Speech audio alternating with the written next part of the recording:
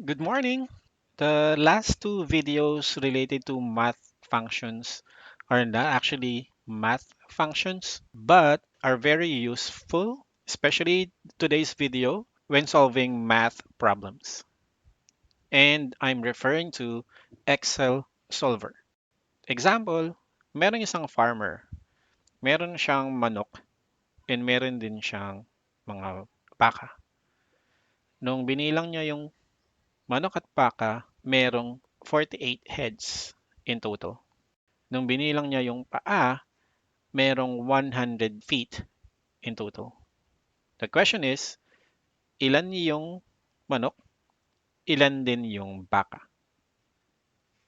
If we convert that to linear equations, ang magiging formula natin is x plus y. X is the chicken and the y is the cow. So x plus y is equals to 48. And then 2x, since meron dalawang paa yung chicken, plus 4y, since merong apat na paa yung baka, is equals to 100. Now, we need to find out the value of x and also the value of y. To start with, para ma-add natin yung Excel solver, just click File, Options. Under Options, go to Add-ins, and then under Manage Excel Add-ins, and then click Go. And then under the add-in options, just tick Solver Add-in, and then click OK. Now, how to use Excel Solver?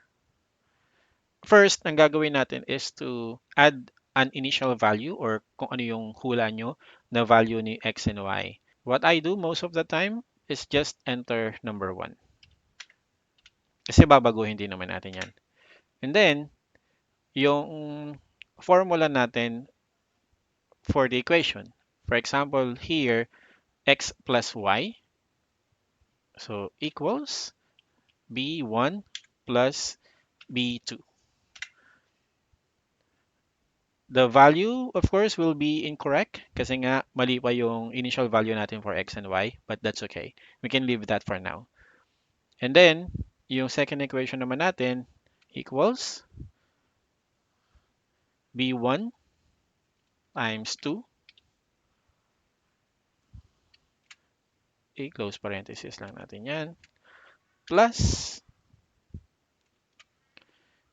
b2 times 4.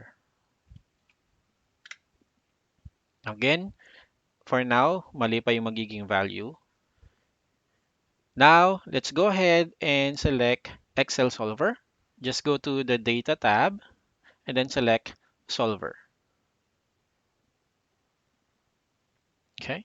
Set objective. This is one of our constants. So, set objective. Papalitan natin yung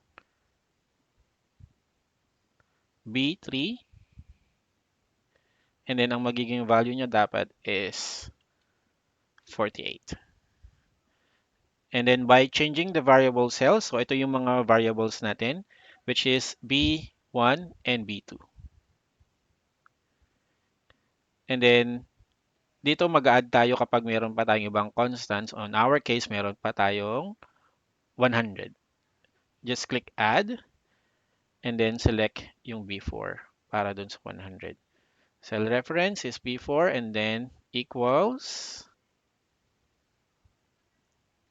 this is 100. If meron pa ibang constant, you can click Add. But since ito na yung last na constant natin, we go ahead and click OK. So, andun na lahat ng part ng formula natin. Yung unang constant natin, yung x plus y, which is 48. And then yung mga variables natin. And then yung 2x plus 2y is equals to 100. And let's go ahead and click solve. And there you go. We can go ahead and click OK. And now we have the correct value. So x is equals to 46, y is equals to 2. So meron tayong 46 na chicken and meron tayong 2 na cow.